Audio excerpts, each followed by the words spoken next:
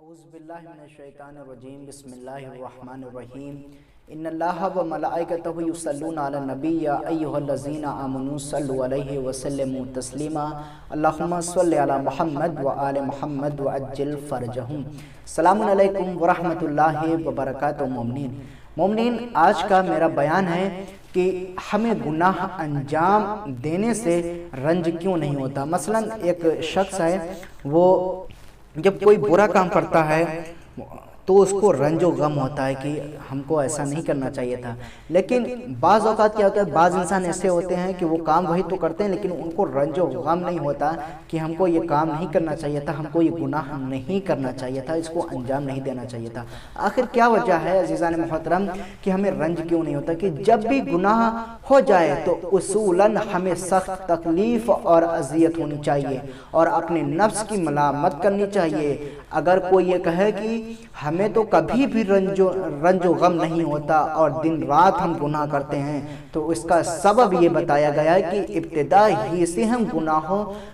گناہ کے مرض میں گرفتار ہیں۔ یعنی ایک شخص ہے، اگر آپ سے کوئی آ کے کہے کہ ہمیں تو جب ہم گناہوں کو انجام دیتے ہیں، جب کوئی ہم برائی کرتے ہیں تو فی الحال ہمیں تو کچھ نظر نہیں آتا ہے، تو اصلاً وہ ابتداءً یعنی شروع سے ہی وہ گناہوں میں ڈوبا ہوا تھا، اس لیے اس کو رنج و ملال نہیں ہو رہا ہے عزیزان محترم۔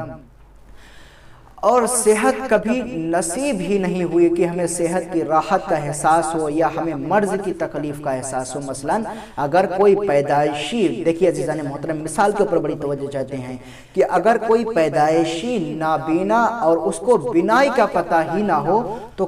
کہ کیسی ہوتی ہے بینائی، اس کو بینائی کا لطف کا کیا ہوگا، یعنی اس کو کیا مزہ ملے گا۔ یعنی ایک شخص ہے، وہ بچپن سے ہی نابینا ہے، اب وہ سوچتا ہوگا کہ پتہ نہیں بینائی کیسی ہوتی ہوگی کیسی نہیں ہوتی ہوگی، اس کو مزہ تو نہیں مل رہا ہے۔ ہاں، جو پہلے بینا تھا، جو پہلے سے ہی دیکھ رہا تھا اور پھر اندھا ہو گیا، اس کو معلوم ہو سکتا ہے کہ بینا ہونا کیا تھا اور اندھا ہونا کیا ہے۔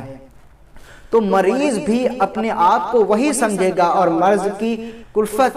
اس کو ہوگی کہ جس نے کبھی صحت دیکھی ہو۔ اگر مرض کا مرض ہونا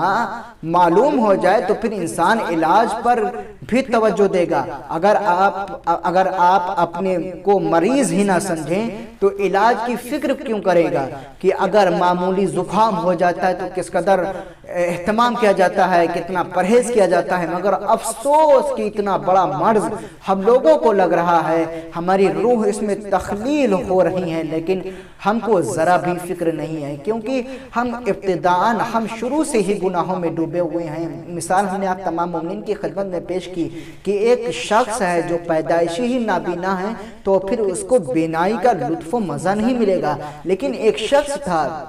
جو پہلے سے بینائی تھا، یعنی اس کو دکھائی دے رہا تھا، وہ دیکھ رہا تھا، لیکن بعد میں اندھا ہو گیا، اب اس کو اس کی بینائی کی اہمیت کا بھی اندازہ ہوگا، اس کو یہ بھی سوچنا پڑے گا کہ کاش یہ میری بینائی باقی رہتی۔ اسی طریقے سے انسان ہے کہ جب شروع سے ہی گناہوں میں ڈوبا رہے تو پھر اس کو کوئی بھی فرق نہیں پڑتا ہے، لیکن جب ایک کوئی مومن انسان، جب کوئی ایک اچھا انسان، اچھے کردار کا انسان، اچھے مزاج کا انسان جب کوئی گناہ کو انجام دیتا ہے تو پھر وہ اپنے گناہ کے اوپر رنجیدہ بھی ہوتا ہے، غم بھی ہوتا ہے۔ عزیزان محترم، خلاصہ کلام یہ ہے کہ اگر ہم سے کوئی گناہ ہو جائے تو اس کے بعد ہم کو اپنے آپ کو دیکھنا چاہیے کہ ہم گناہ کے اوپر رنجیدہ ہیں بھی یا نہیں۔ اگر ہم گناہوں کے اوپر رنجیدہ ہیں تو ہم توبہ کریں، خداوند عالم ہمارے گناہوں کو بخش دے گا، لیکن ہم گناہ کے اوپر رنجیدہ نہیں ہیں، خاموش ہیں بلکہ خوش ہیں، تو یاد رکھیے گا پھر وہ ہم سے توبہ کی توفیق بھی سلب ہو جائے گی۔ فقط والسلام ورحمۃ اللہ وبرکاتہ۔ مومنین، میں تو پنجتن کا غلام